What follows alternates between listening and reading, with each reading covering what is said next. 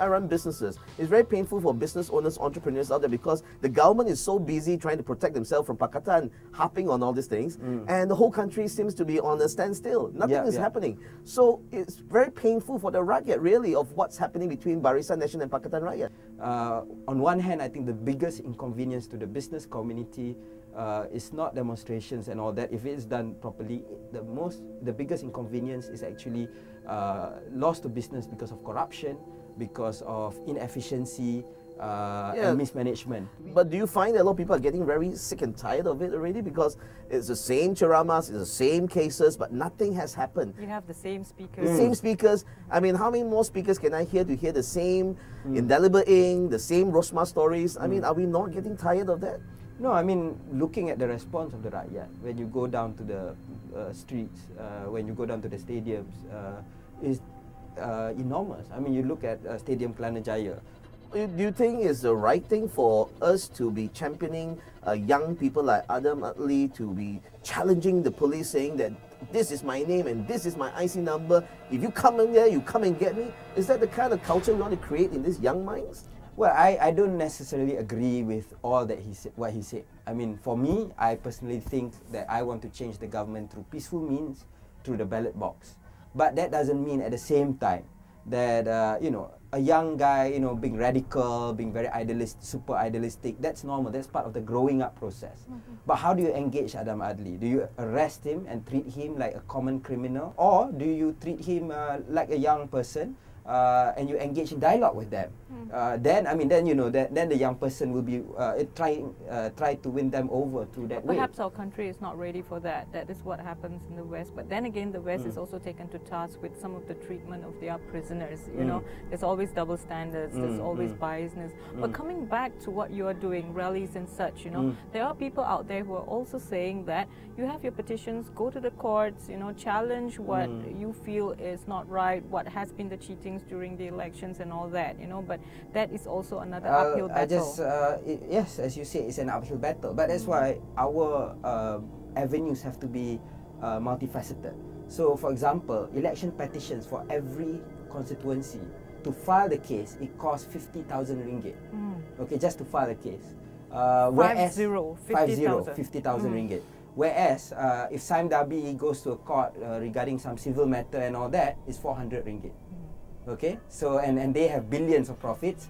Political parties do not have profits. So where does your money come from? You know, we do collect from donors and sponsors, and the support is overwhelming. Shouldn't this money be more useful to really help the poor and the rakyat? If Pakatan is really wanting to help the people of Malaysia, why shouldn't we be using all this money that's been donated by real business donors or whatever donors to help the poor? Go to the streets, go to the kampongs and help those who need them. You know, in order to help the poor, or in order to help anyone for that matter, in the country, you need to have policies. In order for the policies to be implemented, you need to have a functioning democratic system. The people, rural, do not believe in Pakatan. It's not the urbanites, it's the rural people. So shouldn't we be really going to the kampongs and to talk to the rural folks that we are really here sincerely wanting to help you? Wouldn't that change their mind? Because we didn't lose from this case, from this matter, we lost because of rural. That's my understanding. So, no, I mean, Sabah and Sarawak. Okay. First of all, we have to bear in mind that we have made enormous breakthrough in rural areas, including in Johor, in suburban areas, in semi-rural areas, including in Sabah and Sarawak. Yes, that is still our weak spot, but you have to put it in you know, relative context. For example, there are many seats that we lost in Johor because we got 40% of the popular votes. But in the last election, we had only 20% of the popular votes. So there is an enormous swing. So we need, yes, the work needs to go on there, in order to convince the Rakyat, and we are doing it week in, week out. I see all this movement, 505, it's all in urban areas. It's like we're trying to instigate the urbanites to share more on the YouTube and so forth and so on. So when will it really happen if we don't go down to the rural areas? Because they are saying, we only get mainstream media, and you are saying you're not getting mainstream media coverage. So how would they ever hear what you are doing for them? No, we go. I mean, we speak. I mean, you know, Black 505 is the thing that attracts attention today. you know, but over all these years, I mean, the opposition leaders, NGO activists have been going down to the kampung, to the villages. We might not be speaking to 20,000 people and feel like we are a rock star, but you know, we speak to 20 people. 30 people, but that's the we do go there, and small things. It's very humbling. You know, you meet people, you talk to them, you learn about their problems. But what are some of their problems? There, well, many basic things. I mean, things that you and again, on one more note that I just would like to mention is that we also have to know that there's also a lot of urban poor. You know, they are in the cities, but they are in the flats. They are in low-cost flats, former squatters that we tend to forget. I mean, the low cost. Yes, and they live really poor as well. So anyway, their problems are, you know, commodity prices, fuel prices, brain drain. You know, not in a global sense, but in a sense, people move into the cities. So we're coming back to, okay, you want new election commission members who are more independent, and then you're going to have fresh elections. Yeah. Okay, what if, this is held, do you think you have a chance to win, to change government? Definitely. Do you see this I happening? mean, we currently we have 52%, 51 over percent of the popular vote. Popular vote. Yeah, and Barisan has 46. Yeah. So we are very confident that if a free and fair election is held without the gerrymandering, you know, having an equitable, and now you can achieve it if Barisan is sincere, because in order for them to add new seats to parliament, they have to have 2/3 majority. They do not. You have not thought of Barisan being sincere all these years, and none of the leaders of Pakatan believes that Barisan is going to be sincere, because obviously that's how they are talking. So by you saying that we would like to be optimistic they're going to be sincere, it's just... No, what I'm saying is that, you know, that because of public pressure or because of, for whatever reason, you know, they might be pushed. I mean, there are, you know, that you have to keep on pushing to get civil liberties. You have to keep on pushing to open up the democratic space. Do you really believe that the Barisan Nasional leaders are going to succumb to this? No, I believe that if they think that, you know, they are looking at numbers, and I know that, you know, you see there are some dissenting voices within Barisan. You know, people like Khairi Jamaluddin, people like Saifuddin Abdullah, who have mentioned that Barisan needs to change, needs to move on. When you say Khairi Jamaluddin, do you think he's in the right party?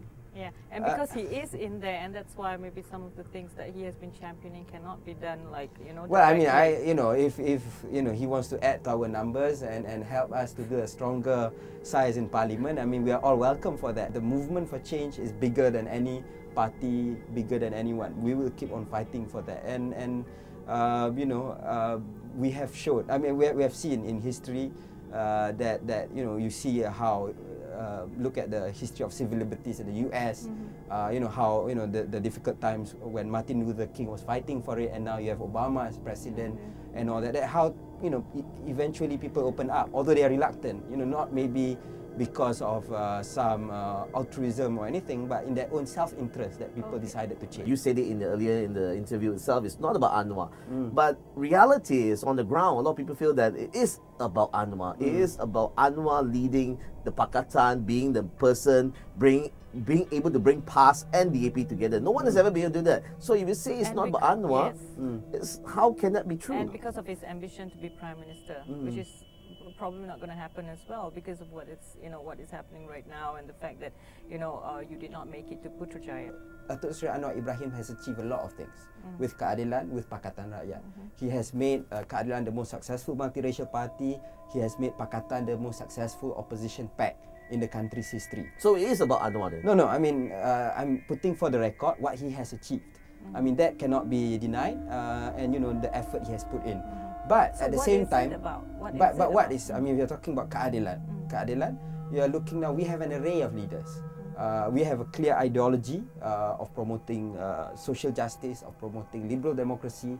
We have our leaders, you can see, people like Azmin Ali, Saifuddin Nasution, Tan Sri Khalid, Nurul Izzah, we have Tian Chua, we have Rafizi Ramli, we have Surendran. They're all great leaders. Yeah. Let's say tomorrow Anwar is no longer around. Who steps up to the part on this person who's going to be able to lead the pack? You know, having over 10 years, 14 years of working together, PAS, Keadilan, DAP, we have not only been in prison together, on the streets together, but being in government together, running state governments together.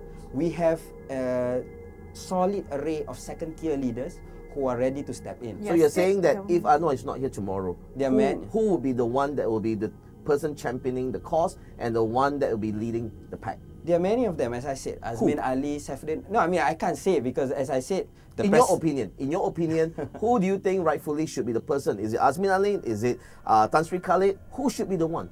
I can't say because there are too many of them, and they are all equally qualified. I'm sure. Yeah. Just the person in your mind, in your heart, I'm sure we all want to support someone. Yeah. All right? Who is the one that you want to support if Anwar is not here tomorrow? I think all of them are qualified, so I think it's unfair to single out any of them.